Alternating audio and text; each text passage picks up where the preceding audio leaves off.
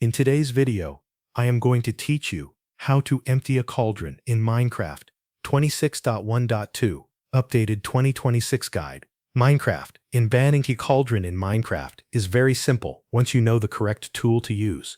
If your cauldron is filled with water, lava, or powder snow, you can remove the contents by using an empty bucket. This will transfer the material from the cauldron directly into the bucket and leave the cauldron empty. Start by locating a cauldron that already contains something inside it. This method works with a cauldron filled with water, a cauldron filled with lava, or a cauldron filled with powder snow. Make sure the cauldron is full enough to be collected. If the cauldron has the correct contents, you are ready for the next step. Now equip an empty bucket in your hand. This part is important because the bucket must be empty before you interact with the cauldron.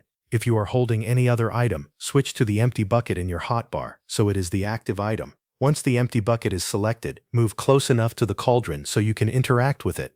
Aim your crosshair directly at the cauldron, then right-click on the full cauldron while holding the bucket. On some platforms, this is the main use or interact button. As soon as you do this correctly, the liquid or powder snow inside the cauldron will be collected into the bucket. After the interaction is complete, check your bucket.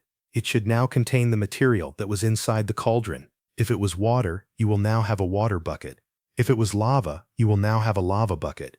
If it was powder snow, you will now have a powder snow bucket.